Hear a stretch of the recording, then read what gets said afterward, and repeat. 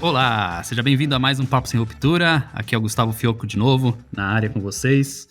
E, obviamente, super bem acompanhado comigo, tá aqui de volta das suas merecidas férias das Ilhas Maurício, nosso amigo Carlão. Fala, Carlão, tudo bem? E aí, bom dia, boa tarde, boa noite. Aí, eu ouvi o podcast e fiquei pensando nessa... Aonde que era mesmo que vocês tinham colocado essas Ilhas Maurício aí? Acho que não sei onde que é, cara. Era um Mas boteco? foi um boteco perto de casa, cara. Muito boa. Sacanagem, né? Mas estamos aí de novo também com o nosso amigo Tessaro. Fala, Tessaro, tudo bom? E aí, pessoal, tudo bom? Show. Futida também na área com a gente. Opa, beleza, galera? Estou de volta aqui. E a Ju, mais uma vez, firmando aí sua presença feminina aqui no nosso podcast. Tudo bem, Ju? Oi, pessoal, tudo bom? Legal, gente. Hoje, como vocês viram aí no tema do episódio, né? A gente vai falar de retrospectiva 2021. O que aconteceu durante todo esse ano, né, no Brasil e no mundo, que interferiu aí na cadeia de suprimentos, né? A gente, obviamente, bem antenado com tudo o que aconteceu. Foi mais um ano movimentado, né? Com muitas atividades. Eu diria que foi um ano de aprendizado. Exato. Né? Então teve de tudo, né? A gente obviamente estava saindo obviamente, ainda com a pandemia, né, aí na nossa frente, mas começaram, obviamente, as campanhas de vacinação, então começou a criar um pouco mais dessa questão do otimismo, então a gente iniciou as campanhas de vacinação no Brasil e no mundo, né, durante esse ano. Teve navio encalhado no canal de Suez, a gente vai falar um pouco sobre isso, interferência dos preços do combustível e como isso afetou a logística, né, e o abastecimento também.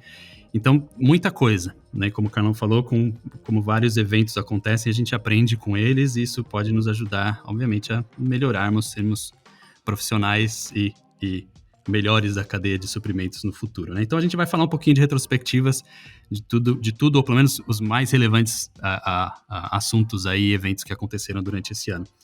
E acho que a gente não consegue começar melhor sem a gente falar de, obviamente, o comportamento de consumidor, dos consumidores, né? A gente sempre, é para isso que a gente está aqui, né? É para isso que a gente trabalha, que é para atender o consumidor na hora certa, com a quantidade certa, quando ele precisa e quando ele deseja aquele produto. Então, nada melhor do que começar com como foi o comportamento dos consumidores, né, durante 2021. Então, aí, né, repetindo, né, a gente fala do Covid, né, ele mudou, já veio mudando desde 2020 o comportamento deles, né, dos consumidores, como eles fazem as suas compras, como eles exigem prazos de entregas mais apertados, né, como isso coloca uma pressão dentro da cadeia de suprimentos, mas acho que a gente pode falar um pouco mais de omnichannel aqui, porque isso foi bastante relevante durante 2021. Como é que vocês enxergaram aí, gente, esse comportamento do consumidor e também essa relevância ainda maior do que 2020 para 2021 com relação ao omnichannel? Posso começar? Aí o Futida complementa, mas cara, eu acho que seguiu muito a tendência de anos anteriores, né? O omnichannel, essa teve do consumidor, da integração do online com offline. Isso só reforçou essa tendência, só acelerou, acho que algo que já estava sendo planejado e já estava sendo visto pelas grandes mentes em supply dessa tendência, né? Isso simplesmente apertou no acelerador. E como a gente falou no podcast específico, né, do Omnichannel, acho que a questão da estratégia do Omnichannel, hoje, para mim, né, não é mais um diferencial competitivo, mas não ter é um detrimento, né? Então já está virando que você não virar pradão. Ou você tem ou você está perdendo. Então, para esse ano, eu acho que marcou muito isso para mim. E essa questão da integração das experiências online e offline, para mim, foi muito importante, principalmente com a reabertura, né, parcial das coisas. Então as pessoas voltaram a ter a experiência offline também, né, na loja física. Isso então reforçou ainda mais essa tendência, né? E o que você acha, Futida? Eu vejo que foi um ano de quebra de mitos. O Omnichannel não necessariamente ele decolou na velocidade que se esperava, porque ainda existia uma desconfiança muito grande do consumidor sobre uma compra online, né, ou utilizar meios para facilitar. isso vinha crescendo, mas a partir do momento que veio a pandemia, isso se tornou uma necessidade e a experiência foi boa, isso contribuiu diretamente para essa evolução. Então, se você perguntasse há 2 anos quais eram os motivadores de uma compra online ou a opção, seria completamente diferente de agora, né? Porque você tem praticidade, você tem poder de escolha, e o mais importante é a qualidade. Né? Eu vejo aqui em casa, eu compro muito online, né? Desde de muito tempo, né? Já comecei a mudar esse meu perfil, e até mesmo questões de devoluções. Eu comprava e nunca tive essa dificuldade. E hoje você acompanha, isso já não é mais, nossa, sério, você faz isso hoje? Ah, legal, você também fez, nossa, aconteceu tal coisa, você também teve essa experiência, poxa, eu comprei em tal loja, a minha experiência foi muito legal, poxa, você não experimenta. Então eu vejo que 2021 foi de fato a consolidação de algo que já se esperava há muito tempo no mercado. Eu acho que é um fato, né, que a gente teve uma evolução grande, mas também teve uma evolução dos canais, né? Então, tipo, eu fiz um monte de compra, principalmente agora na Black. Cara, tá muito rápido. O last mile tá inacreditavelmente rápido. Mesmo fora da Amazon, né, que a gente já sabe que tem um padrão de entrega rápido, todos os demais também correram muito atrás disso. E o que surgiu de novas empresas focadas em trabalhar nesse last mile é inacreditável, né? Acho que ajudou bastante, obviamente, né? A pandemia e o que eu falei do aprendizado, né? É o que o Futida comentou, pô, tinha muita insegurança no uso. Ano passado foi um choque. O pessoal não sabia o que estava acontecendo, o que ia, para onde ia. Hoje a gente aprendeu.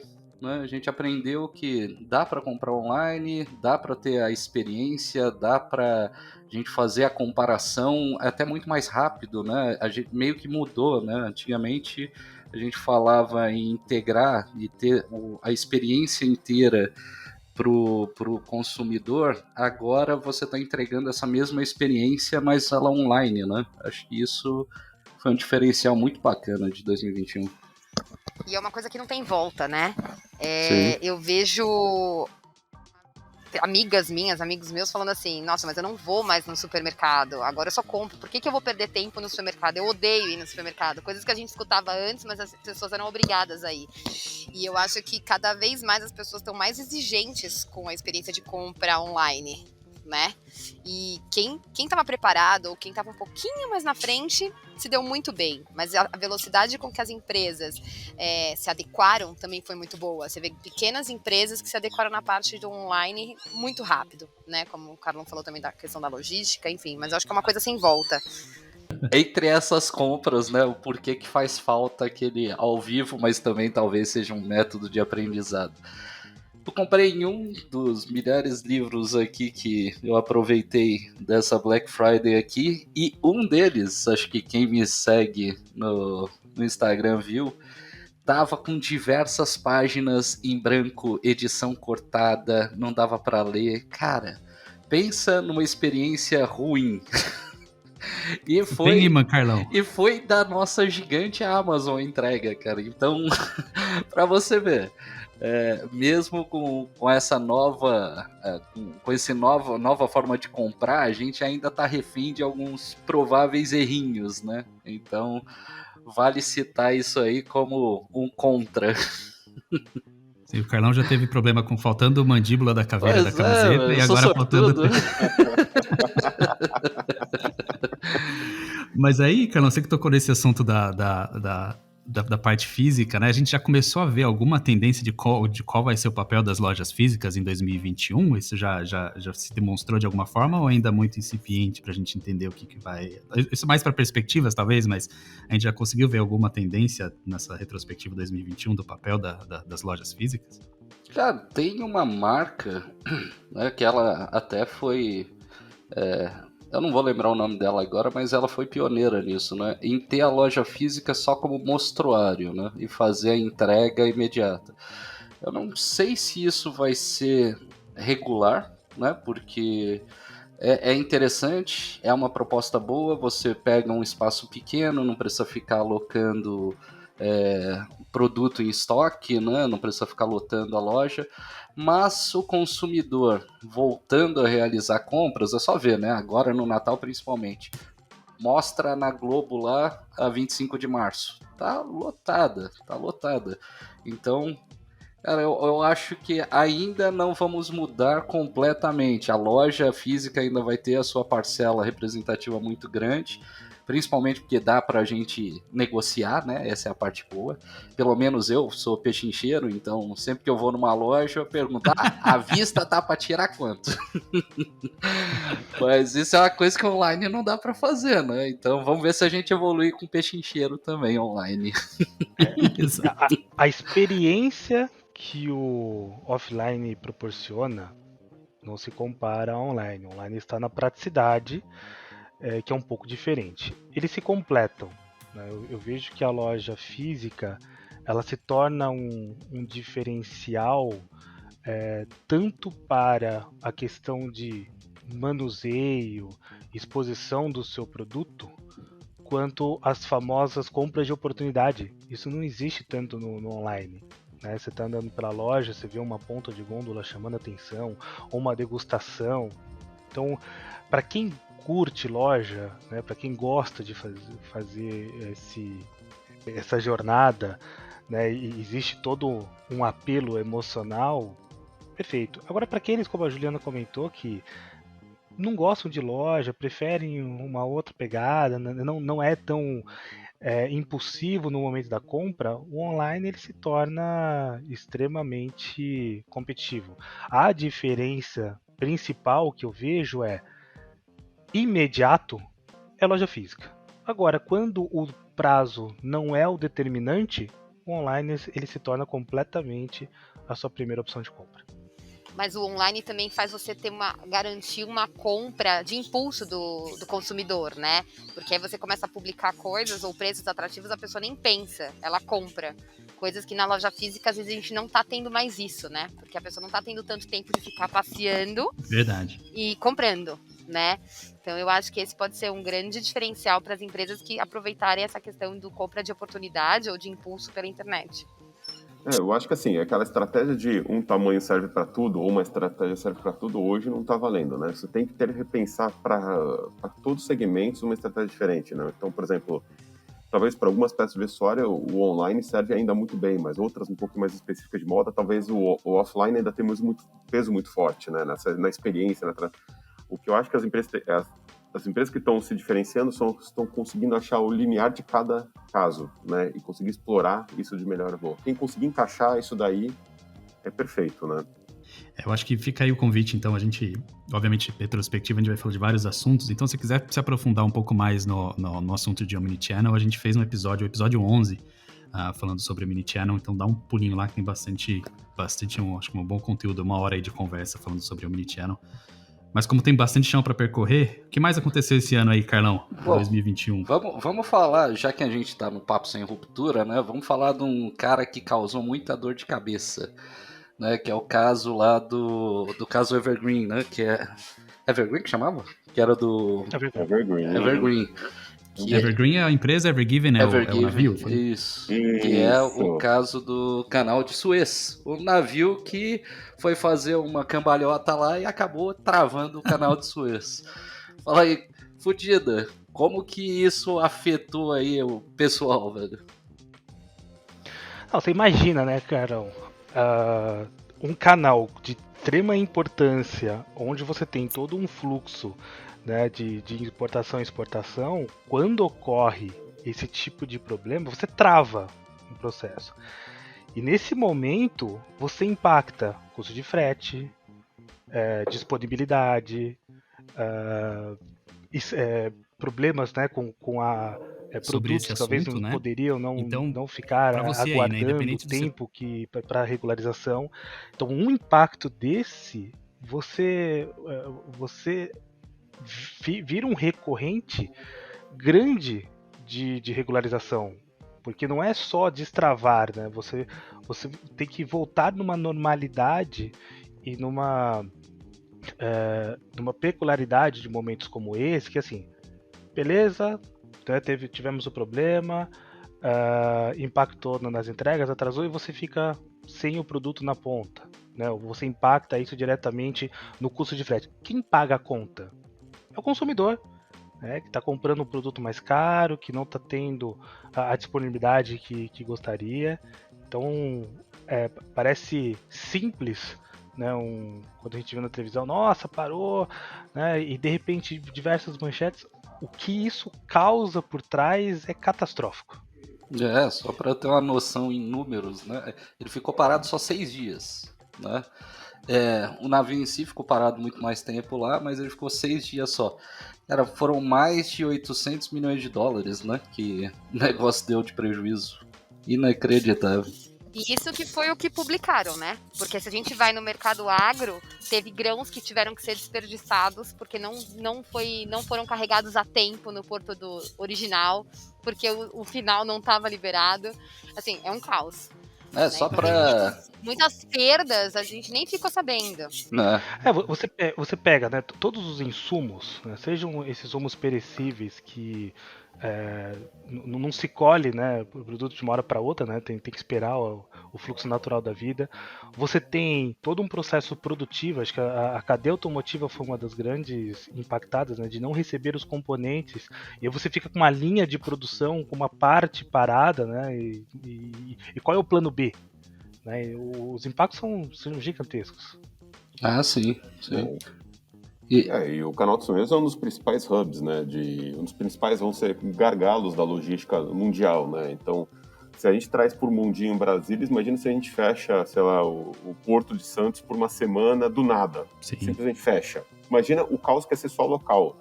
Isso foi a proporção, o Canal de Suez seria mais ou menos a mesma analogia para o mundo, né? Então, assim, travou tudo e, voltando à nossa velha piada do bingo do supply chain, aconteceu uma certa forma inversa de efeito chicote, né?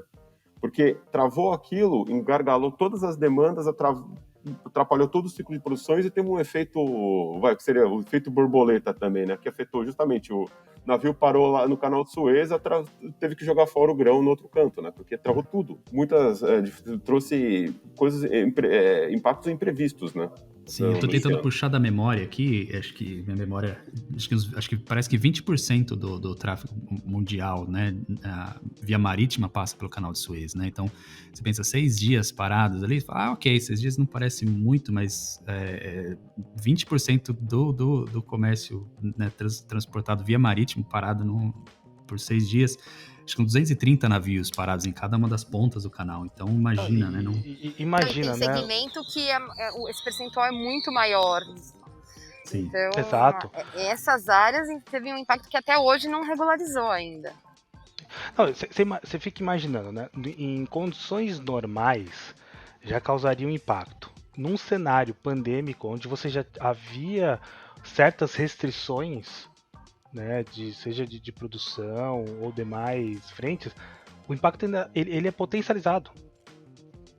Sim, porque ninguém está com estoque suficiente para guardar, né, as próximas entregas. Então, assim, você já tinha uma produção, né, ou uma movimentação menor, que o mundo já estava sendo impactado por isso. De repente você tem um bloqueio como esse, o seu estoque de segurança que já era reduzido, ele em alguns casos se extinguiu, né, ele zerou. Se esgotou. Sim. E aí você começa a tratar uma outra frente, né? E para o cliente, ele não está nem aí se parou o Canal de Suez, se pegou fogo na fábrica. Ele tem uma necessidade e ele não encontra o produto.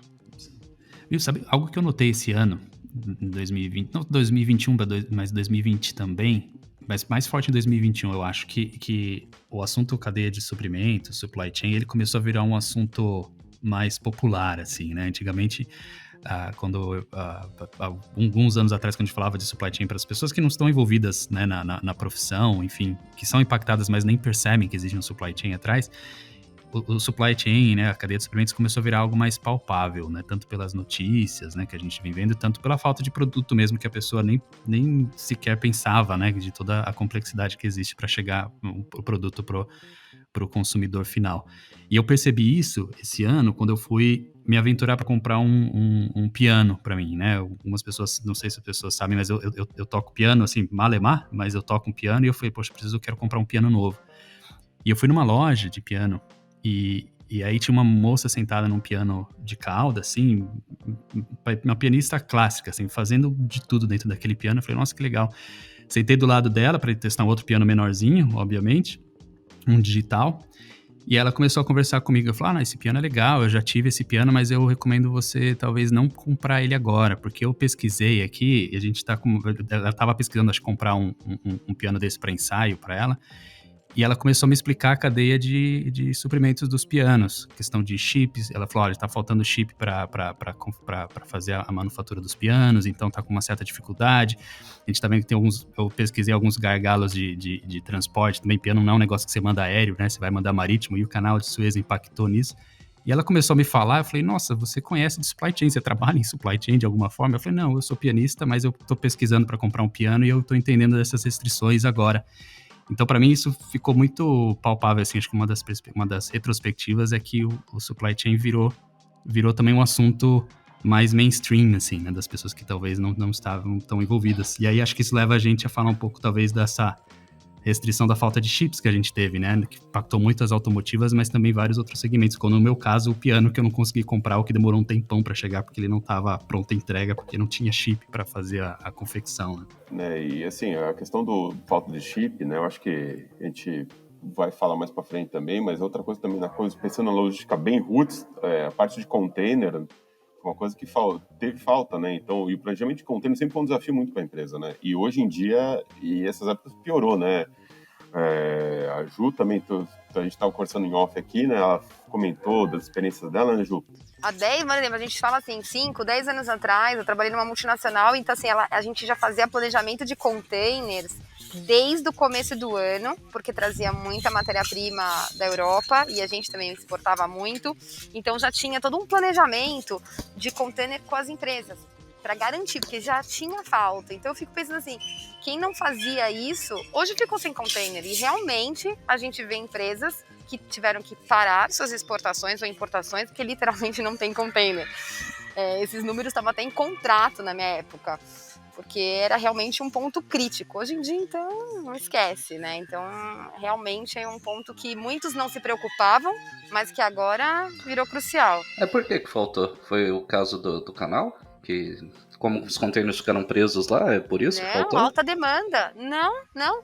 Assim, mesmo você vê, falando de coisas de 5 a 10 anos atrás. Então, sempre existiu um gargalo, principalmente na época do final do ano, de número de container. Uhum. Por questão de demanda mesmo, Carlão. E aí, quem não se planeja, as pessoas que se planejam, o que acontece? Elas colocam em contrato com as empresas de navio, falando assim, olha, eu vou usar tantos containers, tantos por mês. Então, a empresa é obrigada a te garantir essa quantidade de container. Então, imagina, na hora que você tem um gargalo de número de container, quem que as empresas vão priorizar? Aquelas que eles têm contrato. Porque senão paga multa. E quem não tem, realmente fica sem. Agora minha dúvida... O canal só piorou, mas esse problema de sempre Nunca foi existiu. fácil. Nunca foi fácil. Agora piorou. Agora virou caos. Mas assim... Voltando ao ponto do Fioco, Carol, só pedindo. Voltando ao ponto do Fioco, a questão do canal de Suez, a falta de container, esse foco maior na logística, eu acho que levantou mais esse problema para o grande público, de forma geral, né? Então, assim, as pessoas antes não tinham noção desse tipo de coisa, e agora começaram a ter. A questão da pandemia e o canal de Suez, porque assim, não foi só a pandemia que travou a demanda, mas a incerteza gerada pela reabertura de quando vai ser, como vai ser, também atrapalhou todo o planejamento, né? Então, como que você consegue fazer sizing, dimensionamento de container se você não sabe como que vai ser o seu comportamento de venda nos próximos tempos, justo, né? Sim. Esse é o caos, cara, é o caos, né? E bota muito dos tópicos que a gente tem falado muito nos outros pods, que é a questão do ser responsivo, né? De aprender e se planejar rápido. Mas esse é um desafio louco, porque foge um pouco do grande foco do supply chain, que é a parte sexy, que é a parte do varejo, né, do atendimento à demanda, mas sem essa parte estrutural de planejamento de container, planejamento de frete, né, isso atrapalha tudo, né? Cara, eu tava pensando aqui, falando assim, porra, mas será que foi por causa... Eu não sei se vocês sabem da moda agora. No ramo de construção, a galera tá fazendo casa com container, loja com container, Isso. tem lanchonete de container, tem tudo. Bicho, aqui do lado de casa tem 2 já, que elas são feitas de container. Eu fiquei pensando, porra, será que é essa moda que tá acabando com os containers? Mas O Bar Ilhas Maurício o Bar Ilhas Maurício é de container? Cara, mas ele chama Mar, o nome desse bar. Boa, tá certo. Nada mal. Ih, beleza. Né? Um mar de Aliás, se eles container. quiserem patrocinar se eles quiserem patrocinar o podcast, pode vir, né, cara? Apoiamos, gostamos muito. Boa, boa. Mas falando dos chips dos carros lá, eu acho que o problema era o semicondutor, né? Que aumentou o valor dele. Isso também deu pau no caso do PS5, né? O PS5 hoje ele tá com uma produção menor, você encontra menos para venda, por isso o preço, né, tá um absurdo. Lá em cima. Nossa, aqui no Brasil tá custando, na Black Friday tava saindo por R$7,5, ou seja, não tinha nada de Black Friday também por causa das poucas unidades, né? Então acho que esse foi feio, né? Esse também foi um acontecimento aí que a gente viu que tá na hora de pensar em alguma alternativa, né? O que a gente viu aí assim, ó, pelo que eu entendi aqui, até a gente estava dando uma pesquisada quando a gente estava olhando a pauta, né? Assim, obviamente que todas as montadoras foram afetadas, né? Mas aí você vê alguns casos, por exemplo, da Toyota, né? Que teve que basicamente retirar o sistema de central de multimídia, né? Ou fazer algumas grandes adaptações lá, porque o fornecedor deles não estava conseguindo entregar o semicondutor, né? Então, um itemzinho de 4, 10 reais ali impactando a venda de um item de 50 mil, né? Como é que você prevê isso, né? É um item fundamental para a produção. É como às vezes você está também... Eu estou dentro da indústria farmacêutica, né? Então você tem o ingrediente ativo ali para a produção de um remédio, por exemplo. Então se aquele ingrediente ativo não existe, você não consegue produzir aquele remédio. Mas nesse caso, né? Você fala um item de 4 reais a 10 reais, vai te parar uma produção, né? De um item de 50 mil. Então foi pesado, né? Não só para o videogame, né? Para quem precisa de carro, né? Exato. Apesar de reduzir quem precisa de carro, né? Foi um ano em que, em teoria, não é para você sair de casa. Você quer o carro para quê? Vai ficar parado na garagem? Mas tá bombando de vender carro. Pior, né? Curioso. Desse quesito, mas assim, tá bombando de vender. Os caras estão... A fila de espera, é uma coisa impressionante. Mas eu acho que aí foi um pouco do efeito psicológico, né? do curso de oferta e demanda, né? Então, assim, como teve uma travada na oferta, teve uma rampa na demanda pelo efeito desespero, igual né? papel então, higiênico. E aí Nossa, puxou... Exatamente. Só que em vez de ser um bem de alguns poucos reais, para bem de na faixa dos 50 mil reais. Até que a pressão inflacionária no preço do automóvel foi muito pela questão de demanda. Porque assim, pensa assim, o cara com toda a demanda travada, né? A oferta travada, perdão. E aí, tendo demanda, o que o cara faz? Ele vai aumentar o preço, não adianta, né? É parte básica, né, do funcionamento. Então, isso foi uma das coisas um dos fenômenos que eu achei muito interessante principalmente dessa pós-pandemia. Cara, eu vendi meu carro usado, assim, eu nunca vendi tão bem um carro usado e tão rápido. Porque acho que o cara da concessionária, ele falou, não compra essa marca de carro, porque não é da concessionária dele, né? Uhum. Mas ele falou, não, vende pra mim e eu vou comprar. Não perguntou quanto eu quero, né? Mas eu falei, não esperava o preço que ele pagou pelo carro, porque justamente não tem carro novo e eles estão se remetendo ao usado para poder tentar cobrir essa demanda. Né? Olha, impressionante. Que coisa. Caramba. O Futido tem esse caso também, né, Futido? A gente até conversou sobre isso ontem. Sim, não, preciso falar assim, esse cenário que a gente encontra mudou todos os nossos padrões, né, todos os nossos perfis, né? Hoje, você vender um carro, né, está extremamente supervalorizado. O problema é para comprar um novo, você também tem o mesmo problema, que o novo também está, né, X mil acima. Mas é maluco, né? O Carlão comentou sobre isso, né? A gente está num período de pós-pandemia, né? No meio de uma pandemia, onde as pessoas deveriam ficar em casa, mas o perfil de consumo mudou completamente, né? A gente teve o boom lá do setor de construção, porque as pessoas ficavam em casa, começaram a olhar, agora eu tenho que parar e realmente resolver isso, né? Ou agora eu estou em casa e já que eu vou passar muito tempo, quero momentos mais agradáveis, coisa que antes não era importante, agora se tornou uma prioridade.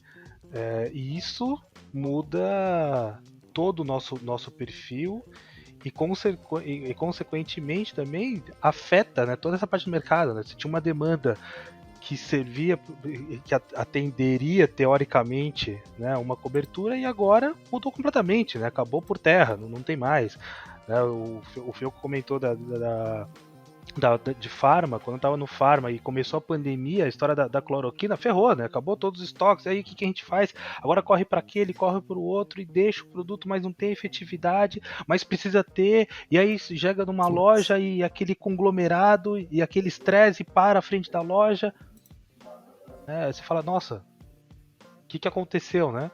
São novos normais que nós estamos aprendendo a conviver. E outra coisa que eu tava pensando aqui nos novos normais, assim, que é uma coisa que a gente tem que ir mudando, dando um 180 no assunto, mas ainda relacionado ao impacto do supply chain, é a questão como a gente está vendo também, a questão de cybersecurity, a segurança de tecnologia está afetando também o supply chain, né, gente?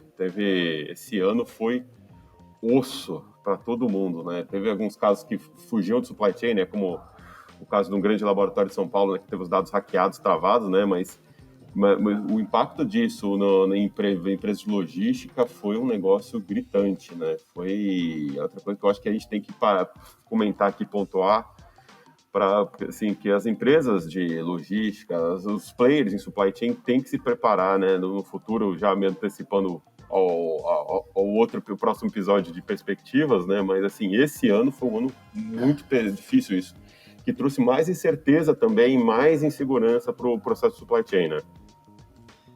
Exato, só de pensar o número de pessoas que foi trabalhar, fazer home office, né, e começou a de certa forma, expor, né, minha rede aqui de casa. Nunca pensei que eu ia trabalhar durante 2 anos, né, todos os dias usando o Wi-Fi aqui de casa. Então, como as empresas se prepararam para isso, né, porque os funcionários estão em casa trabalhando, usando uma rede que antes era 100% protegida por eles, né, agora está fora do controle deles. Então, isso é algo que também uma das pensando em retrospectivas aí, o que aconteceu bastante durante esse ano também. Isso é importantíssimo, né? Imagina, cara. Já era, entre aspas, uma possibilidade de você conseguir hackear e pegar dados quando você estava num ambiente, entre aspas, controlado.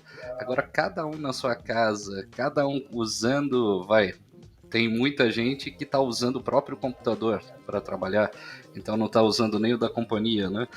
Obviamente, tem várias que já se asseguram e mandam os próprios para poder ter mais segurança, né? Mas, cara, a possibilidade e a chance de você ter uma invasão ou perder dados, nossa, é muito maior, né? Sim, e assim, né, Carlão, as empresas aprenderam de uma forma extremamente forçada a fazer o home office. Sim. Nem todas estavam estruturadas. Esse acho que foi o primeiro ponto, né? Porque quando não há essa estruturação, é brilho nos olhos, né, de quem quer se aproveitar desses momentos. Então, eu acho que esse foi um ponto. Ao mesmo tempo, hoje eu tenho, né, por mais que esse assunto tá muito na mídia, a gente tem acompanhado diversos casos, ao mesmo tempo eu me sinto muito mais seguro do que no passado. Hoje, quem você conhece que faz uma transação no banco? Que vai até o local físico? Que vai até o local físico. Não. Dá pra fazer isso? Dá pra fazer isso hoje em É. dia ainda, cara? Eu não- Por que alguém faria isso? Entendeu? Então, assim, esse Eu é ia o fazer uma ponto. piada com um certo banco que eu tenho meus problemas, assim, que muita coisa ainda é feita na agência, mas, assim, eu vou ficar aqui. Coisa ruim eu não falo de quem é, né? Mas a grande maioria, cara, eu tive que trocar de celular durante a pandemia. Nossa, isso é um E saco. um dos meus medos, só que foi, É. puta, como eu vou fazer com os aplicativos de banco, né?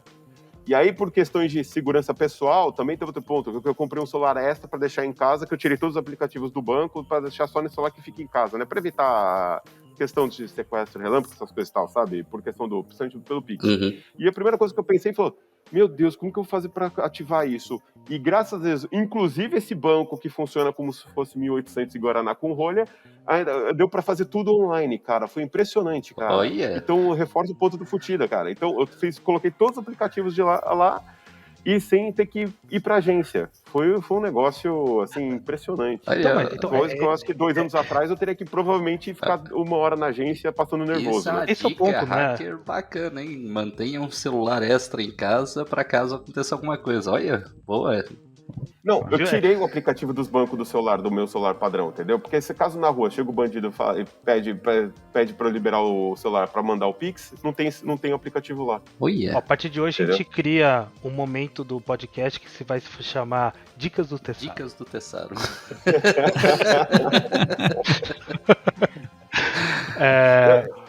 Só se tiver a trilha sonora da Elvira, cara. Só se tiver. Eu vira no fundo aí. Então, é quase uma Ana Maria com o louro, né? Aqui é o Tessaro com a Elvira. se a dica for ruim, ela pia. Droga, ela vai ficar bastante. Agora deu pra entender por que ela não fica aqui. No podcast eu fico todo até. dia, né? No podcast eu fico até em outro lugar, pra ter certeza que ela não vai piar. A gente vai pedir um microfone exclusivo pra Elvira, cara. As piadas do inferno. Então, mas olha que interessante, né? Há 2 anos, ninguém. Era o contrário, né? O pessoal, nossa, dá pra pagar pela internet? Hoje você fala, nossa, dá pra ir pro banco? O contrato de trabalho, você faz tudo online, por assinatura digital. Então, assim, eu entendo que hoje se fala mais de cybersecurity porque você tem uma maior usabilidade. Mas, ao mesmo tempo, né, se você for avaliar o índice que isso ocorre, ainda eu não vejo nada alarmante, mas extremamente preocupante que as empresas devem olhar. Porque o risco de você ser hackeado e ter os dados confinados, né, o Tessaro comentou muito bem, né? Esse laboratório, eu fui fazer um exame no dia, porque eu precisava da informação no dia. 2 horas depois do meu exame, o laboratório foi hackeado e até hoje eu não tenho o meu resultado. Tive que buscar um outro caminho. Então, a imagem da empresa, porque no final o cliente não quer saber se ela sofreu um ataque. Ele sabe que aquela empresa não satisfez a sua necessidade naquele momento. Assim como as empresas. Nossa, eu vou trabalhar numa empresa que não tem um nível de segurança. Né? Então, é um assunto extremamente crítico, que muitas empresas não tinham dado o foco devido, e que agora, assim como a gente falou do Omnichannel, né, o caminho sem volta, e quem tem, ótimo, e quem não tem ficou para trás, é a mesma coisa sobre security. Quem não colocou isso na sua prioridade, não está atuando, vai sofrer a consequência, isso é fato. Não, e assim, as empresas estão cada vez mais dependentes dos serviços em nuvem, né? Então, imagina, se você não está protegido com redundâncias e para isso tudo, você vai tá em maus lençóis, né? Vai vir temporal. Mas sabe uma coisa que nada a ver aqui, já que a gente deu uma descontraída daquela história dos bancos? Tem um lado bom de não precisar mais ir no banco, né? Além de não ter que aguentar aquelas filas horrendas lá, né, meu? Você não precisa pagar mais a gasolina para ir pro banco também, né, gente? Porque hoje, ultimamente... Tá caro, hein? Né, tá, cara, que puxa outra coisa que eu queria falar com vocês, né? Que é o impacto do combustível na logística, né? Que, pelo amor de Deus, né? Não é só a gasolina, né, que a gente foca muito, mas o álcool tá muito caro, o diesel subiu bastante, né? Então o impacto na logística desses aumentos, né? E isso tá pesado, né? E brincadeiras à parte com o banco, né? Pelo amor de Deus, né? Você quer hoje para sair para um jantar caro é só pegar o carro, né? Que o jantar já tá caro, né?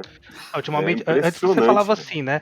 Olha, se não tiver ok, a gente vai ficar em casa. Hoje, pra penalizar, qualquer coisa a gente vai sair, hein? Vai andar de carro, vai passear. Olha lá, hein? Olha o gasto, né? Então, é um pesado, né, gente? E assim, o impacto na logística desse preço, né?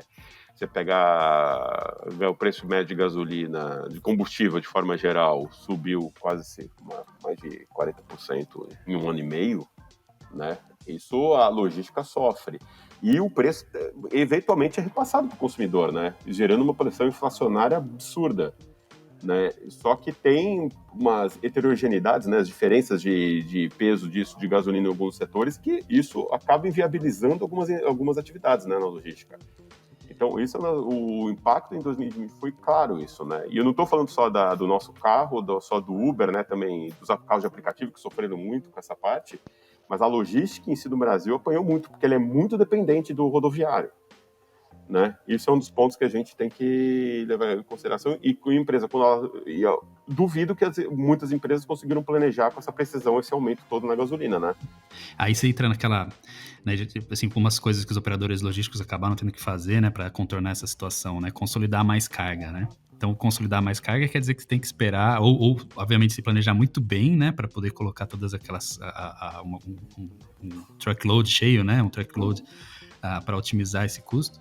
E, eventualmente, você vai ter que atrasar uma entrega para poder esperar uma outra que está chegando no seu centro de distribuição de consolidação, né? Então, aí isso vai contrária àquela questão do consumidor querendo o seu produto o mais rápido possível, mas aí, ao mesmo tempo, você precisa ser mais enxuto na sua operação logística e fazer mais consolidação de carga. Isso pode aumentar a lead time, né? Então, a questão do combustível, eu acho que foi um dos principais temas aí esse ano, né? Pelo menos para interno, né? Para o mercado interno brasileiro, né? A gente estava dando uma olhada aqui, o Tessaro comentou, né? 40% de aumento aproximadamente. O diesel foi 30% de janeiro até outubro, né? E aí o custo de combustível ou do diesel, em alguns momentos, chegou a 40% do valor total do frete. Realmente inviabiliza muito a operação, né? E o que vocês viram de alternativa assim, que os operadores estavam usando para poder contornar? Mas, Carlão, diga aí. Eu só verificar. É que eu lembro que eu tava conversando disso com o Futida também ontem à noite, né? Aproveitando que a gente tava falando de carro. Eu tinha visto que não, o aumento do diesel foi bem maior, né? Foi 65%, da gasolina foi 74%. Foi um aumento, nossa, horrível, né? O negócio foi feio mesmo. Não, e aí você para pensar, né? O gasolina aumentou, né? O combustível de forma geral está impactando. Não é só o preço final pro consumidor, né? Todo mundo paga a conta. Porque Sim. Você imagina, vamos pensar no... O Fiogo colocou bem, né? Tem que fazer a composição de carga, tudo. Mas vamos pensar no momento onde você não tem a composição de carga. O que a indústria vai colocar como argumento? Aumenta o preço mínimo, aumenta o mínimo de compra. Para que você aumenta o mínimo de compra, o que você faz? Porque uma coisa é você comprar mais, né, da questão do valor, e a outra coisa é você impactar no seu volume maior comprado. Está aumentando a sua cobertura e é capital parado. E aí, o que faz? Né? Ou o contrário, né? Você chega numa cadeia onde você tem uma restrição, que você não pode aumentar esse preço, e o que acontece? Você não recebe produto, porque não é competitivo. Você não vai fazer uma compra de R$2.000 onde você vai gastar 4 mil de frete. Não existe, né? Não existe isso, cara. Não existe essa compensação. Isso. Então, o impacto, né? A gente fala, nossa, tá mais caro para passear, mas tá mais caro para tudo. Né? Você impacta desde um processo produtivo, um processo, vamos pensar, né, no caso do varejo, do distribuidor, que ele trabalha com ativos, né? O que acontece? Ele está aumentando o valor dele do ativo, está aumentando a sua cobertura, e aí? Né? Qual que é a compensação? A gente teve esse ano impactos caóticos no processo da compra por mudança de perfil, aumento de ruptura, né, por processo produtivo ou por demais outras frentes, e aí, o que você faz num cenário como esse? Então, quando a gente olha, né, esse impacto do combustível dentro da logística, ele é muito mais amplo, né, principalmente por essa parte que ninguém vê. Né, o consumidor não tem esta visão, né, do quais são as restrições para que você faça a compra ideal para o produto estar disponível no momento da sua necessidade.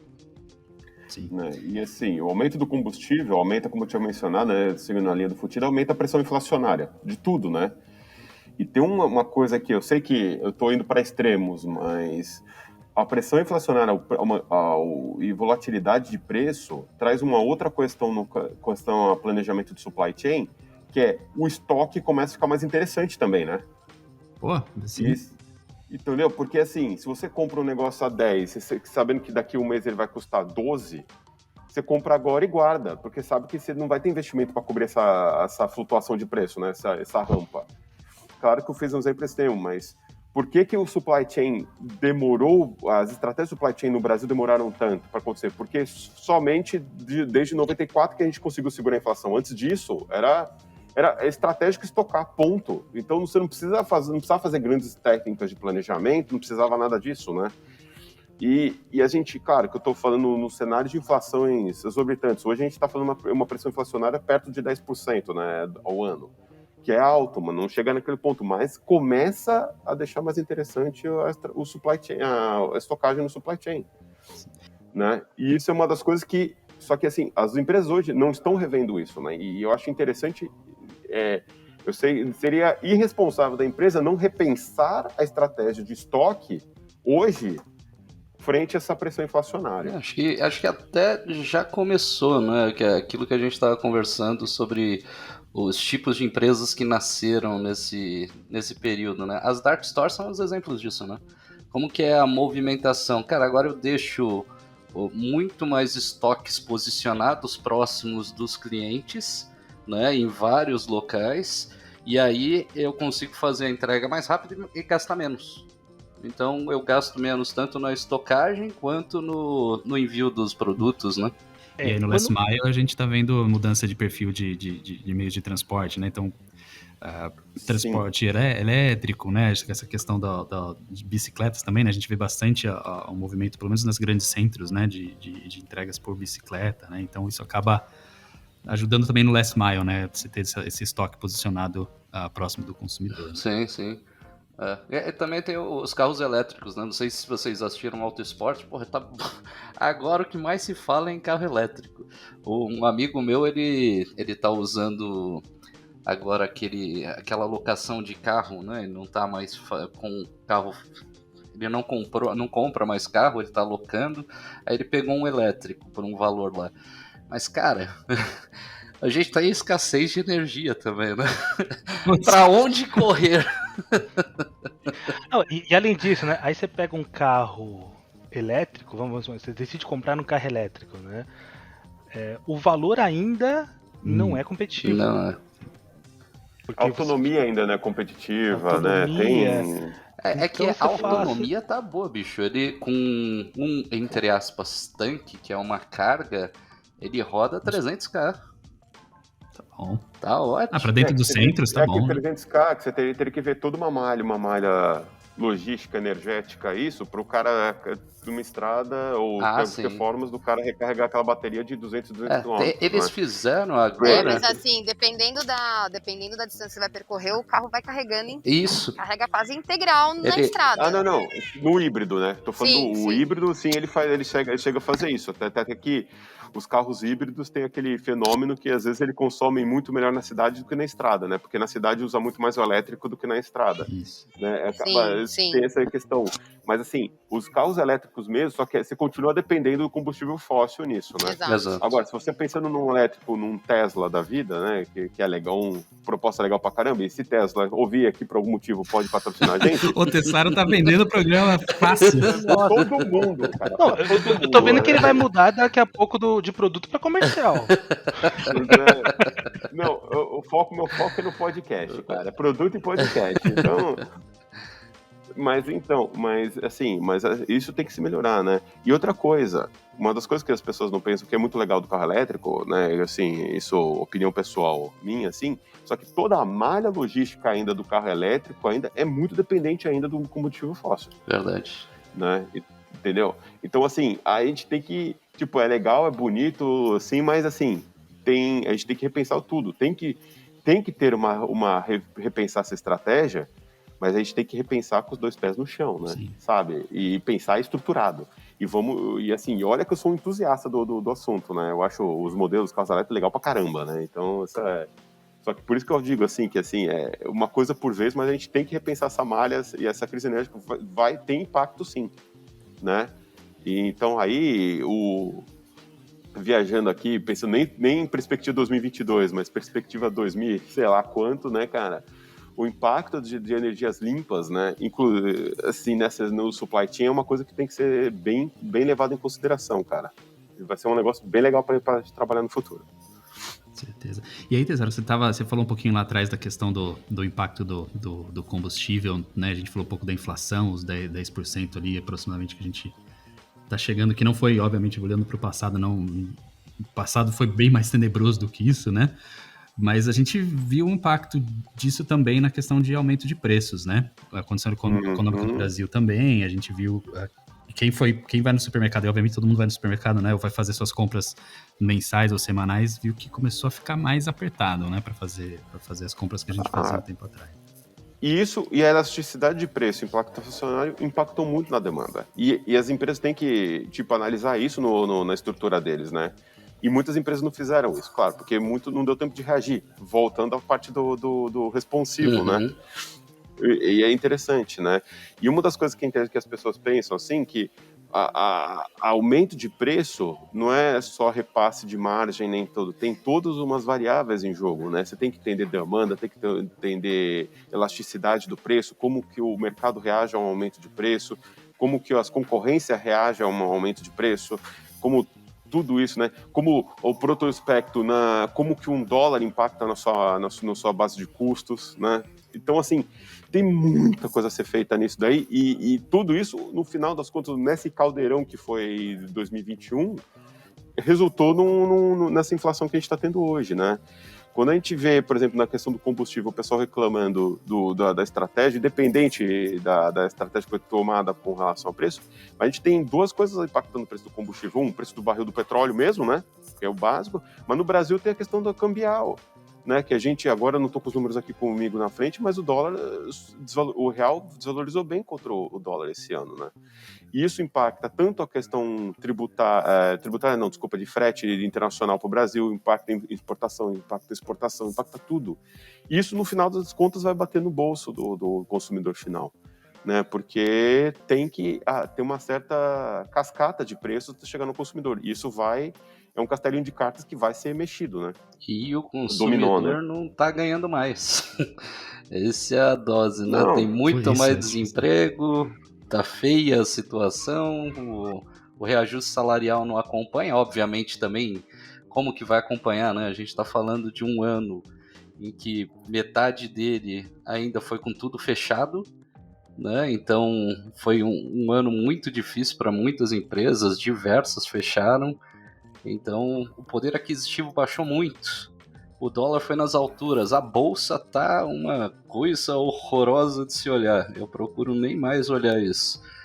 Então, esses dias eu vi a bolsa aí, alguém postou uma estatística falando que coisas que valorizaram mais que o Ibovespa esse ano, cara. tomate. O tomate, saca de Kinder café, Ovo. Kinder Ovo? O Kinder Ovo. O brinquedinho do Kinder Ovo já deve valer mais que tudo isso, já, cara. Mas é impressionante, né? Nossa, se o negócio não estragasse, eu ia investir, porque quando na minha infância eu pagava R$1 o Kinder Ovo, hoje é R$15, pô. Meu Deus do céu. Quanto tá o Kinder Ovo hoje? Onde você tá comprando o Kinder Ovo, cara? Eu vendo por 14. Mas esse é bom, esse podcast é bom para ver aquele podcast que eu conversei e falei assim, cara, eu compro de monte, né? Eu compro produto para ficar estocado, o pessoal deu risada, aposto que tá todo mundo fazendo agora, né? Aproveitaram bem aí para estocar agora os produtos, né? Vai faltar Kinder Ovo semana que vem. Que eu compro aqueles de 2. Não fala de tocar pro Futida, que o Futida deve ter o álcool gel até hoje lá, que ele falou que ele comprou um lote. Eu tenho, até hoje eu tenho 2 potes. Imagina, né? Chegou a pandemia, meu filho tinha 10 dias de vida, eu fui comprar álcool em gel achando que eu ia usar pra absolutamente tudo, né? E aí, 1 ano e meio depois de pandemia, eu vi que a gente usa álcool, mas não tanto daquele jeito, né? Ainda tenho 2 potinhos. Eu ia perguntar como que o Carlão usa o álcool na pandemia, mas eu vou ficar aqui, eu acho melhor não. Na geladeira. Bem geladinho. Álcool pro Carlão é uso interno. Exato. Mas já que a gente tocou no assunto aí do álcool em gel, que o Futida criou uma ruptura em 2020 e 2021 aí com as suas compras de álcool em gel, como é que foi o perfil de ruptura 2021? O que mais faltou? A gente sabe que a Neogrid faz esse estudo, né, tudo periodicamente, né, para entender como tá o perfil de ruptura nos mercados, enfim. Como é que foi 2021? O que mais faltou além do álcool em gel e do Kinder Ovo do Futida? Olha, 2021 foi atípico, né? A gente, até a Neogrid fez diversos estudos, né? Problemas de cerveja, de produção. Eu vejo que a gente teve muito problema, né, relacionado a esse ponto, principalmente de produtos básicos. Você vê, leite, né, foi um item que sofreu bastante problema, a própria ruptura, né, os lácteos, parte de soja. Além do perfil ter mudado, teve um impacto muito grande de tudo que a gente já falou, da questão produtiva, né? A gente não tinha a disponibilidade do produto, tirando, né, os itens críticos, né, que o próprio papel higiênico, né? Depois que eu entendi o porquê do papel higiênico, porque primeiro eu falei, nossa, todo mundo se cagando de medo, né, da pandemia, só pode ser para comprar tanto papel higiênico. E hoje a gente vê que não, né? É muito mais fácil usar um papel e jogar fora do que ficar lavando pano. Então você teve impactos e consumos nesse sentido. Era isso? Porque o que acontece? Você aprendi agora. Pra mim era uma crise doida que eu não sabia o porquê, né? Olha que curioso. O Futida, mas aí eu acho que foi um pouco ovo e a galinha, sabe? Acho que a galera comprou mais, tava lá sobrando, então mudou um pouco o hábito pra reaproveitar o produto que tava lá. Já que tá lá, vamos usar. Eu acho que a crise mais pela compra foi tipo, o Futida foi na farmácia e pegou todos os potes de álcool gel. Porra, vou ter que sair correndo, porque senão não vou ter álcool gel. Acho que foi por causa disso mais. Mas, porra, não sabia que tinha essa parte de limpeza também. Porque o que acontece? A história do álcool em gel, né? Você você chegou em casa. Aí, esqueci no começo, eu não tirava o sapato. E aí, o que você faz? Você joga álcool no chão. Se passa álcool no chão, o que você faz? Você deixa lá evaporar, né? Ou você vai pisar, o que você faz? Então, normalmente você passa o álcool e passa um pano. Só que aí você tem que começar a lavar pano, né? Isso em tudo, em superfície. Por exemplo, você recebia. Você fazia compra no mercado, né? A compra no mercado acho que foi ótimo, né? Você levava mais tempo limpando a compra do mercado do que fazendo a compra no mercado.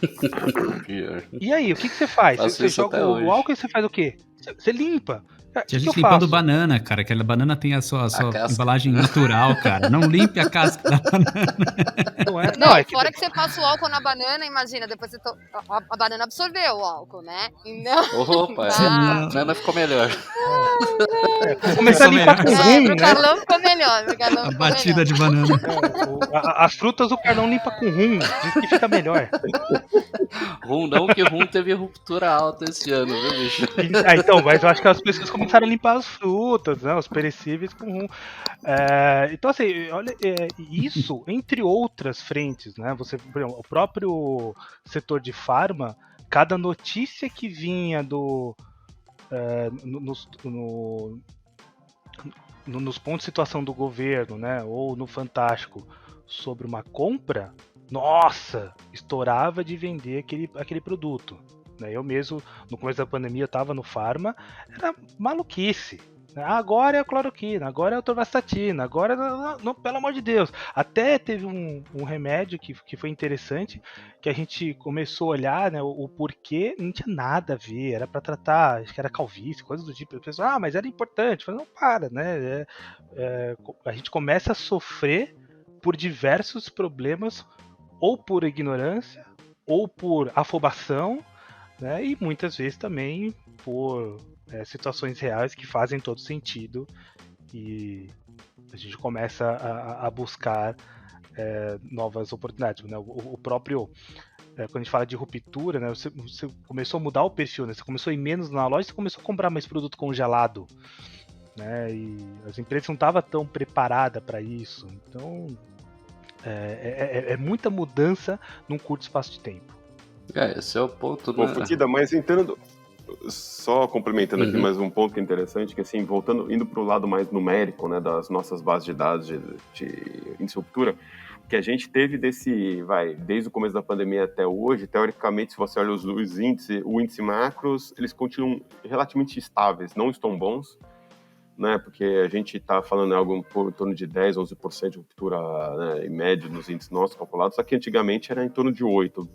2 pontos percentuais relativamente é bastante, tá? Né, só que o que aconteceu ao longo do ano teve uma piora, aí voltou, agora está uma tendência de melhora, mas o que mudou muito foi o perfil da ruptura. Então, como a gente estava falando, tem muitos índices que estavam muito bem naquela época e hoje não estão tão bem.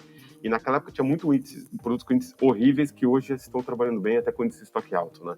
Então teve muito pela mudança de perfil de consumo, né? E também pelo desespero do papel higiênico, o desespero do álcool gel, né? Provavelmente hoje você não vai ter ruptura de álcool gel e papel higiênico, você vai ter provavelmente um super estoque, porque talvez tenha uma super reação à demanda do ano passado, né? Então só para a gente, né, continuando pensando numa perspectiva mais numérica, né, de tendência, do que aconteceu esse ano, tivemos esse macro do comportamento, né? Sim. E acho que só para voltando para aquele assunto que a gente comentou logo no começo, de quanto a cadeia de suprimentos ela ficou mais próxima do público, né? A gente sabe, a indústria de embalagem sofreu muito durante esse período, né? E não é difícil perceber o porquê, né? Pelo menos eu vejo aqui no local de separação de lixo aqui do prédio onde eu moro, o que tem de embalagem, de papelão por entregas que foram feitas, né? Ou tudo começar a vir mais embalado, né? É ruim para o meio ambiente, mas o pessoal teve que se proteger por causa da pandemia, entregas feitas né, direto em casa. Então isso acabou gerando uma demanda grande também para a indústria de embalagens, né? Então, para a pessoa que não está dentro da cadeia de suprimentos, é muito fácil ver isso simplesmente olhando no seu reciclável, ver o quanto mais de material de embalagem acho que foi gerado durante esse período. Nossa, vou falar que, cara, tem uma rede de supermercado dos Dois Morrinhos que eles realmente capricham na embalagem, só que eles são exagerados demais. Chegou para mim a compra, eu tinha aproveitado a promoção, obviamente, da cerveja, claro, e também tinha pego alguns outros itens. Cara, veio uma caixa gigantesca com 2 azeites dentro. Eu falei, pô, eles gastaram uma caixa inteira para mandar 2 azeites, cara. Inacreditável. Eu acho que essa parte do papelão vai continuar tendo problema. Acho que feliz é aquele que tem as empresas de reciclagem, né? Porque vai ter muita coisa para trabalhar. Mas, pô, o pessoal precisa dar uma repensada, não só, né? Como que você analisa o produto? Pô, a gente tá vendo os caras trabalhando em cima, sendo reativo, e trabalhando em cima de ruptura. Pô, não tem matéria-prima. O Futida mesmo comentou, cara, tá com falta. Pô, tem que pensar em que o indicador não é só para você olhar e falar assim, pô, vou repor. Você tem que pensar em alternativas de como que você pode atender aquele mercado, aquele consumidor, né? O que tá bombando fortemente, mas aí acho que é mais moda, é principalmente a parte de produtos veganos, né? Eu não sei se vocês repararam quanto que isso cresceu também. Sim, toda geladeirinha tem, né? Em qualquer lugar de supermercado você vai começar a achar agora aquela área segregada para consumo vegano. Né? Não só vegano, né? Mas toda a parte funcional já tem aumentado muito, sem lactose, né? Sem glúten. Isso já vem, é um mercado que está muito crescente, né? E cada vez vai aumentar mais. Mas cerveja vegana. essa cerveja sem glúten, eu não sei não, bicho. Isso aí eu não consegui ver diferença. Assim, a única diferença que eu vejo é no preço, mas aí acho que quem pode falar melhor do que eu é o Tessaro, né? O nosso ávido consumidor de glúten. Sem glúten, por favor, né? Não, mas sem mencionar a marca da que você mencionou, assim, cara, é muito similar e, assim, e é extremamente segura, entendeu? Tem pessoa que... Eu não sei se é recomendado para celíaco, né? Essa daí que você comentou, mas para quem simplesmente não pode glúten, ela é uma ótima alternativa. E, aliás, insira aqui o pedido do Tessaro para patrocinarem o podcast.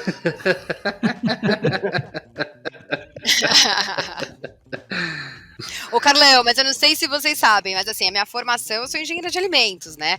E não vou nem falar o tempo de formada pra não ficar chato, mas assim, desde a minha época de... Anteontem. Anteontem. Não existia ainda produto... Antes da pandemia. Já existia... antes da pandemia, já existia produto sem glúten no mercado, sabe essas coisas? Mas... o maior desafio era justamente conseguir trazer produtos sem glúten que tivesse o mesmo gosto do que os produtos com glúten. E quando você chega e fala que você experimentou uma cerveja sem glúten e não percebeu a diferença, aí você vê o quanto a gente evoluiu em tecnologia, em processamento de alimentos, sabe? Porque você não percebeu. Sim. Então isso é sensacional. Tem uma marca de leite agora, que acho que ela chama Não Leite. Cara, ela é de soja, mas... essa mesmo. Ela tem... tem a Not Milk e tem a Nomu, né? São duas do segmento aí, mas eu acho que a Nomu não tem. A Nomu, cara, inacreditável. O gosto é idêntico. A tecnologia é realmente assustadora. Mas, bom, o pessoal tenta fazer isso desde a época da soja, né? Eu falo pra minha mulher que a soja, ela é tipo o alimento ninja. Ela não é nada, mas ela se disfarça de tudo. Ela tá escondida em tudo. Você vê em chocolate, você vê ela fingindo que é carne. Cara, a soja é uma bizarrice inacreditável. A Ju já vai colocar o crachá na mesa aí de novo com a formação dela aí, Carla. Não vamos fugir do tema. Mas seguindo essa linha da soja, mas no comentário que a pessoa fez foi sobre o trigo, já antecipando as minhas recomendações, eu digo, leia o livro Sapiens, do Yuval Harari, né? Ele comenta a tratativa do... Ele foi a tratativa do trigo que ele fala, as considerações que ele faz sobre o trigo. Para mim, eu penso muito também na analogia da soja, cara, é animal. Eu não vou dar spoiler, leiam. Excelente esse trecho. Bom, então acho que a gente tá meio que caminhando aí para falar das dicas, então, né? Vamos pular para lá? Acho que teve muita coisa que aconteceu em 2021. Se a gente ficar aqui, a gente vai mais umas 2 horas de podcast. Mas antes, já deixar aí um aviso para os navegantes que a gente vai ter um de perspectivas também de 2022. Então, se vocês fiquem ligados aí que o próximo episódio vem aí com a nossa bola de cristal extremamente aguçada para falar do que vem de 2022. Mas, como o Carlão tá de volta, né, Carlão? O que tem agora? Agora é a hora das dicas, né? Então, esse é o espaço que a gente abre aqui para o pessoal comentar, dar dicas, leitura, filmes, o que vocês viram, ou mesmo o que tem agora para ver, né? Para aproveitar que saiu muita coisa desse 2021. Dessa parte aqui não precisa ser restrito a só o tema, porque o tema é aberto. É o que teve em 2021. Então, se vocês quiserem passar a indicação, pode passar a indicação de qualquer coisa. Beleza? Segue aí. Mas eu posso dar outra dica que nada a ver com supply chain, mas eu acho que assim, que eu gosto muito da abordagem. Eu gosto muito de basquete, né, para quem me conhece, e eu trombei num livro do Nick Green que chama Como Ver Basquete como um Gênio, né? Que assim, eu acho que ele já veio para o Brasil. Só que o que eu gosto desse livro é que assim, ele traz a opinião de pessoas de vários segmentos, filósofos, cientistas, matemáticos, estatísticos, pessoas mais de humanas, músicos. Como que eles gostam de assistir, gostam de basquete, por que eles gostam de basquete, sabe? Vai contando esse tipo de situação, né? Mas o que eu gosto, assim, como pontos de vista diferentes da mesma coisa, né? De um esporte. Só que o que eu que eu acho legal disso aqui, eu sinto assim, pra gente sempre no supply, sempre trazer as ideias diferentes que ajudam a agregar, cara, sabe? Trazer coisas de fora. E assim, engraçado, tem comentários que eles falam aqui, eu falei, meu, nada a ver. Mas tem outras coisas que eu falo, puta, que interessante isso. Sabe? Então, assim, só pra gente tentar pensar, quanto máximo possível, pensar fora da caixa, trazer opiniões diferentes, para que isso só vai agregar na nossa experiência como consumidor, como profissional e como leitor. Ué, legal, como é que é o nome desse aí? Que esse eu não tenho. Não, esse aqui fechou aqui, How to Watch Basketball Like a Genius, do Nick Green. Eu passo depois nos comentários. Boa. É bem legal. Beleza. Eu vou deixar duas aqui. Uma vai ser 1h30, porque eu vou deixar a primeira aqui, que é uma série que eu tô assistindo, que é bem levinha, assim, a gente que tava assistindo um monte de série pesada, tipo Game of Thrones e com muita coisa mais pesada, assim, mais adulta. Eu tenho uma outra aqui pra recomendar, que chama Only Murders in the Building, que é da Disney Plus. Porra, Você conhece essa? Como é que é o nome? Only Murders in the Building. Parece eu suave, não sei como parece leve. Mas é bom, cara. É isso que eu tava bom, pensando. Eu falei, nossa, que suave. É um livro infantil? Eu nem pensei nisso, olha só, é verdade. É o livro de Ninar. Mas do que se trata essa série aí? Deixa eu explicar. Então é com o Steve Martin, aquele comediante famoso. Eu tô tentando lembrar o nome dos outros dois, a Selena Gomez, eu acho, e mais um outro ator. Eles se passa dentro de um prédio em Nova York, que acontece um assassinato, e esses três personagens, eles são meio que aficionados em podcast, como a gente tá falando de podcast aqui, eles são aficionados em podcasts de true crime, né? Então aqueles pessoal que faz investigação de assassinatos reais e tal. E eles são tipo um bando de atores meio já na caída, né, da sua carreira, tentando se reerguer de alguma forma, e eles resolvem fazer um podcast sobre um assassinato que aconteceu no prédio deles. E é muita palhaçada, assim, então eu não vou dar um spoiler aqui, tem um personagem bem interessante ali, famoso, que todo mundo vai achar acho curioso a hora que vê, mas é bem legal. Tá passando na Disney Plus, só tem uma temporada agora, então não vai consumir a tua vida, tá? Então, tipo, rapidinho se assiste, episódio de 30 minutos ali, 40 minutos, é bem legal. Esse eu gostei bastante, tô dando risada pra caramba em todo episódio. Caramba, você achou mais alguma coisa fora a Marvel que tenha na Disney Plus? Cara, esse é... Eu te falar que na Disney Plus é difícil achar coisa. Tá complicado, viu? Pra falar a verdade, é da Hulu, mas a Disney Plus tá com... A Disney Plus pegou, né? Ela falou, eu só tenho Marvel no meu portfólio, então eu vou pegar um pouquinho da Hulu aqui. Então eles acabaram estendendo. Só tem Marvel e Star Wars, é impressionante. Eu achava que a Disney, quando ela fosse surgir, ela ia consumir completamente o meu tempo assistindo séries. Não, cara, não dá nem um dia. Um dia pronto, já acabou a Disney Plus pra mim. Ainda não, né? Ainda não tá naquele jeito. Não tá. Né? Mas esse é sua indicação. Minha dica cheia, indicação 100%, a indicação 50% porque eu não lembro o nome, talvez o Carlão vai conseguir me lembrar aqui, mas tem um podcast falando sobre cybersecurity, que é bem interessante, que fala sobre o caso de uma das maiores empresas de cinema, né, dentre a Warner, né, e, enfim, diversas, que teve um caso de vazamento de dados super sigilosos, né, de lançamento, salário de atores, que aconteceu, eu acho que foi em 2019 ou 2020, mas eu não lembro no nome do podcast, mas ele é muito bom, vou recomendar aqui. Mas eu provavelmente vou ter que dar uma editada nisso aqui e colocar o nome do podcast.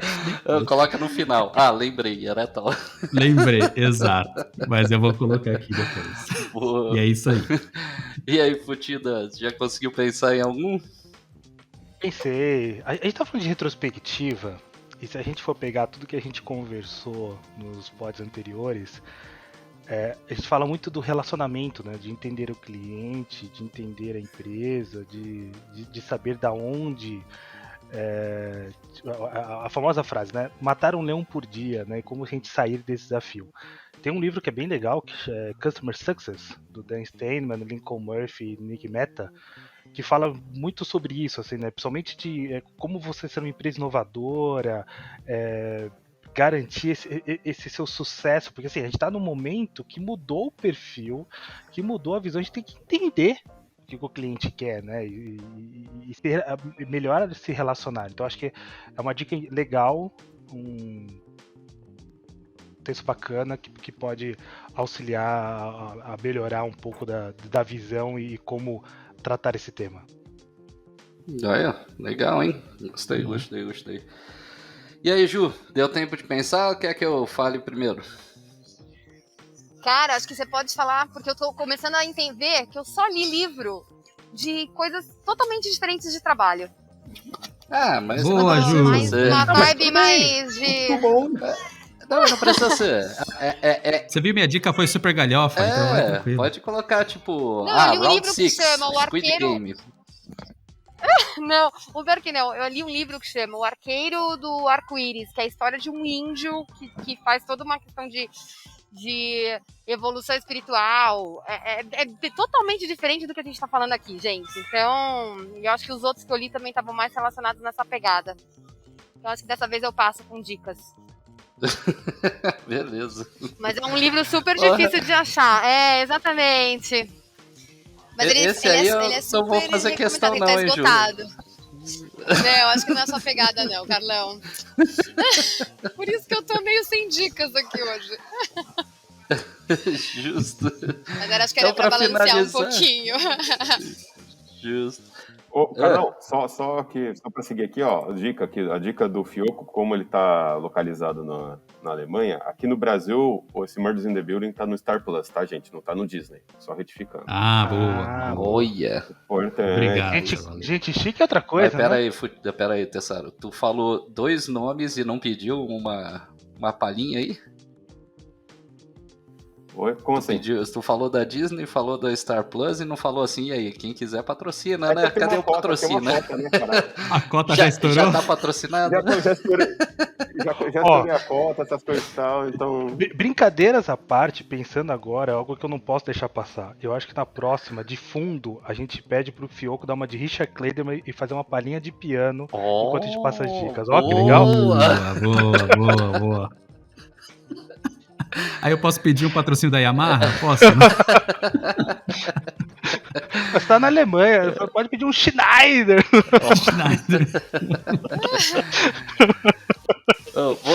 Vou finalizar aqui então com as indicações. Eu vou passar 2 livrinhos que na verdade um eu já acabei, o outro eu ainda tô apanhando um pouco dele, que é a continuação do Sapiens, né, entre aspas, continuação, que é o Homo Deus. Né? Esse livro aqui, ele é bem focado, fica bem parecido com uma continuação do Sapiens, porque ele tem aquela visão do o que vai acontecer, né? O que a gente tem pro futuro, como que vai acontecer o amanhã, né? Até a historinha dele é uma breve história do amanhã. E acho que essa aqui é uma ótima recomendação, mas eu acho que ele vai ter que lançar um próximo, porque depois que começou a pandemia, essas visões dele aqui meio que vão precisar dar uma evoluída. Não tá mais tão atual, né? Ele tem, na verdade, né? Até a continuação, né? Que é o 21 Soluções para o Século XXI, né? Mas, particularmente, eu não gostei tanto. Mas ele segue um pouco as soluções para resolver os problemas que ele propõe no Homo Deus. Essa aí eu não sei qual é, não. Então, como é que é o nome deles? Então, assim... 21 soluções para o século XXI. Uma coisa, eu acho que é nessa linha. Agora eu não estou vendo aqui, mas assim. Também. Boa. Entendeu? Mas assim, como escreveu pré-pandemia, eu acho que assim, a gente tem que levar algumas considerações com. Sim. Né, com levar essas coisas, mas assim, o último dele eu achei muito apocalíptico, sabe? Então eu achei que assim. Eu achei meio downer, assim, não é uma coisa pra você ler perto do Natal. Mas é bom, hein? Mas é interessante. Eu matei os 3 livros em 2 semanas, sabe? Eu gostei tanto que matei tudo numa porrada só. Aí sim. Então, assim, foi... Caramba. Muito bom. Aí, pra falar... Bom, aproveitar, né, que a gente falou bastante sobre os hábitos, né, do consumo, falar do Poder do Hábito, do Charles Duhigg, que ele é legal, ele vale a pena, tem bastante caso de empresas... como que elas mudaram o conceito. Eu gosto de uma muito específica que é a do Bom Ar, né? O Bom Ar ele chega a ser marca, porque eles falam até de outra, eu nem sei. Bom, aquele desodorante para o ambiente. Passa embaixo das axilas do quarto, né? É curioso, bicho, como que eles começaram a vender esse produto, né? O foco era e aí ninguém comprou. Né? Ninguém estava comprando aquele produto e tal, porque era tirar cheiros ruins do ambiente. Só que ninguém comprava para tirar cheiro ruim. Eles só conseguiram vender quando eles fizeram a propaganda de que era para deixar o ambiente perfumado. Não era tirar o cheiro ruim, é deixar perfumado. Então, tipo, a análise foi completamente bizarra. É um livro que vale muito a pena, principalmente para você ter esses insights, assim, de que às vezes você tem um produto bom, mas você tá mirando pro lado errado. Né? O consumidor, ele não quer exatamente aquilo, que faz meio que uma composição, tudo que a gente falou do Eric Rice, quando a gente falou do Startup Enxuto e etc. É uma composição bem bacana, esse livro aqui é altamente recomendável. E nessa linha o livro Rápido e Devagar do Kahneman, também ele explica um pouco essa mecânica, né? É bem legal, sabe como funciona? Tipo, você tem que... Com propaganda, no geral, funciona muito mais você realçar o positivo do que tentar anular o negativo, né? Sim, isso. Então ele também fica outra... Vou colocar discretamente outra recomendação, então, do Rápido e Devagar do Kahneman. Então, vou complementar a dica do Carlão. Excelente.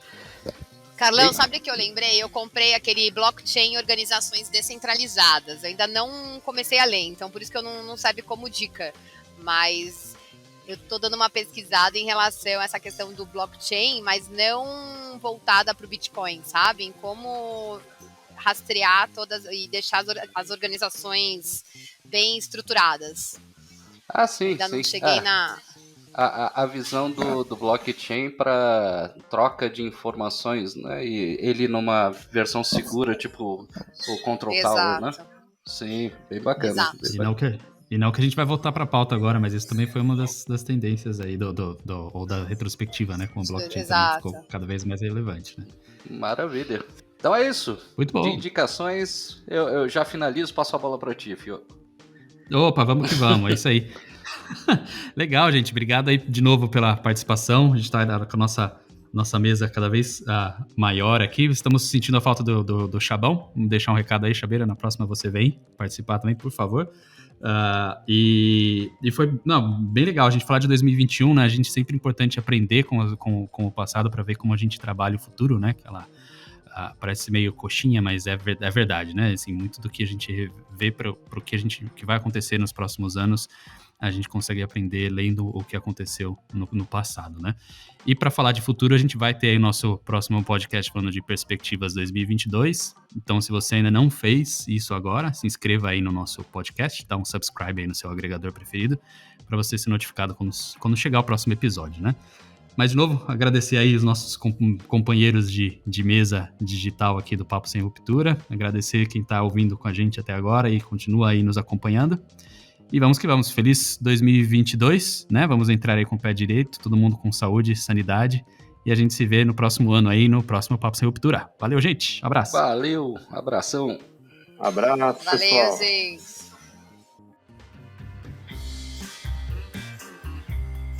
O Papo Sem Ruptura está disponível nas principais plataformas de podcast, como Spotify, Apple Podcast, Google Podcast, SoundCloud, entre outros.